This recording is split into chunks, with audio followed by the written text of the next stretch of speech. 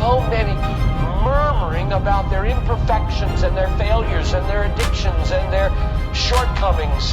And I see so little war. Murmur, murmur, murmur. Why am I this way? Make war!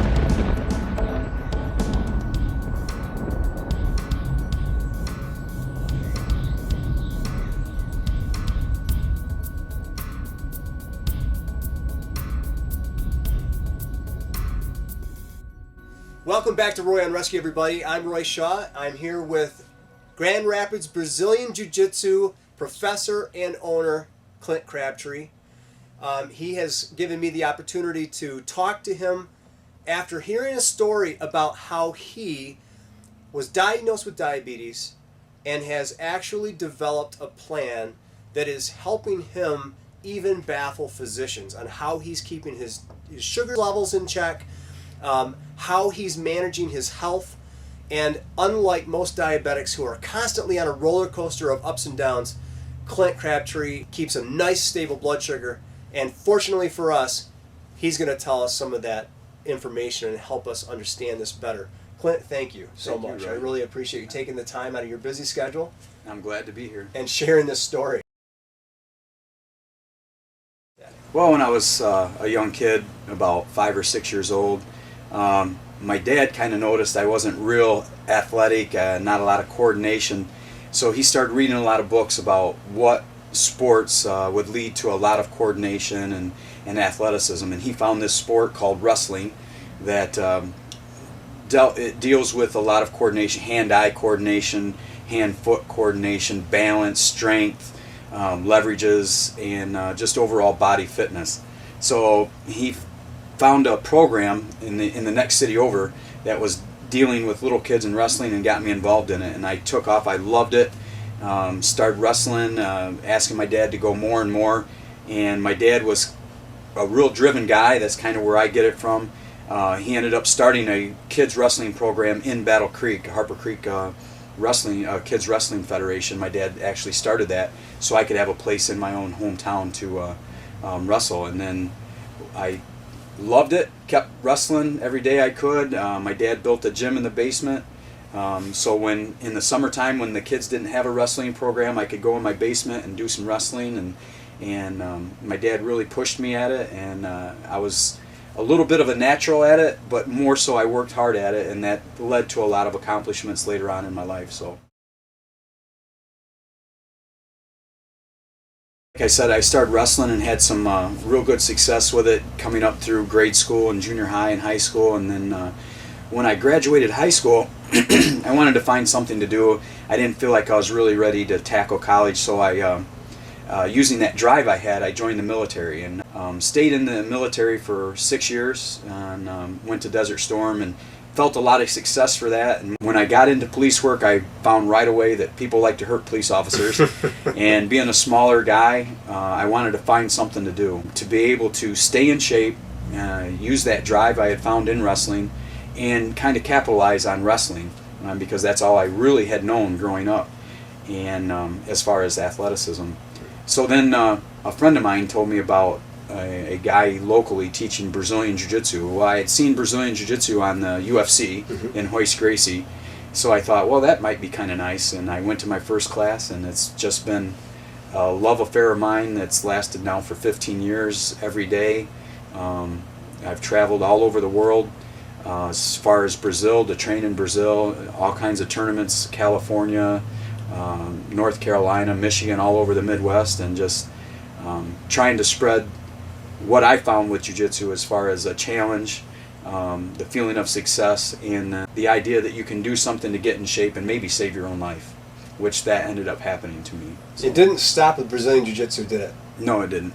You have gone and fought in the ring. Yes. In MMA. Yeah. Talk to me about that. Well, I found here in Michigan that the MMA, which is mixed martial arts, or some people refer to it as cage fighting, a lot of it was amateur shows at the time, and I wanted to prove that even though I might have been a little older, and I'm really not a boxer or a kickboxer or a Muay Thai guy, I wanted to prove that a guy that was a little older, in pretty decent shape, knew the art of Brazilian Jiu-Jitsu, had the guts to get in the cage and give it a try, and I like that challenge of, hey, I don't know if you can do this, and I had a couple people tell me they weren't sure if I could do it, and that's all I needed. So I got in the cage a few times, and I've won a majority of my fights. I lost my very first fight and got knocked out, and I used that as like a catapult. Like, I got to really conquer this, and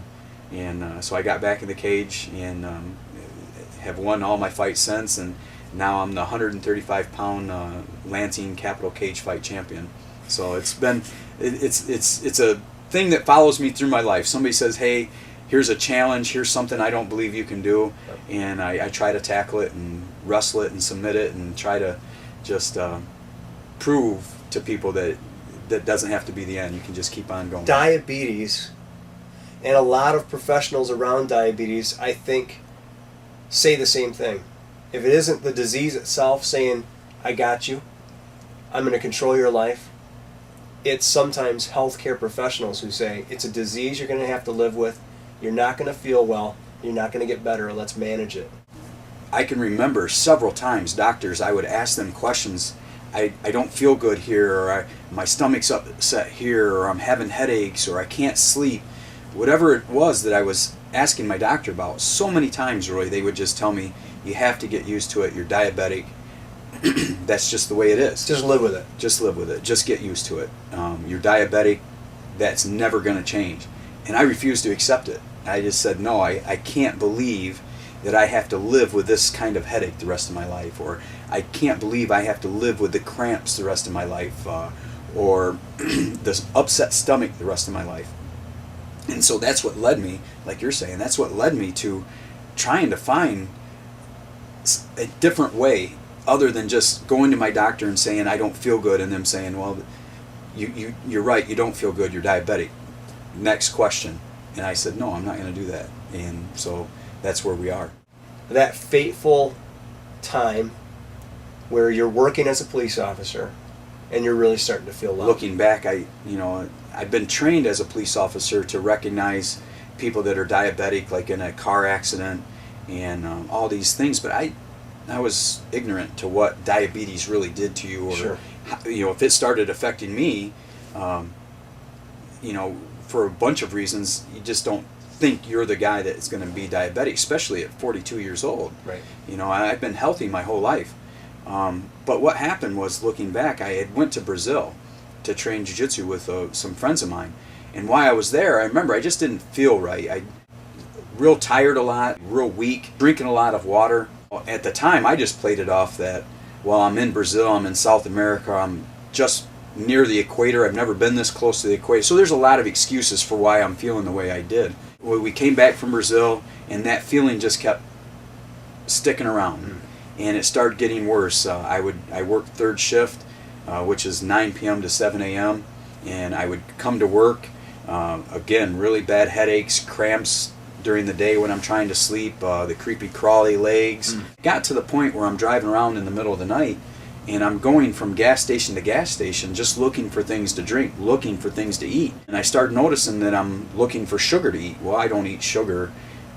I enjoyed my meals like everybody does, but this was to the point I'd drive from 7-Eleven and eat as many donuts as I could, drive across town to Speedway and ask them if they had any chocolate donuts and start eating them. And I laughed at the time because I'm a cop eating donuts. This is what I'm supposed to be doing. But I was losing weight as it was going on. Wow. I would, all night long, I would eat whatever I wanted to eat as much sugar as I wanted to eat as much chocolate as I wanted to eat as much, or drink as much Mountain Dew or sugary drinks as I wanted to drink. And the next 2 or 3 days, this would happen for 2 or 3 days, and I would lose some weight.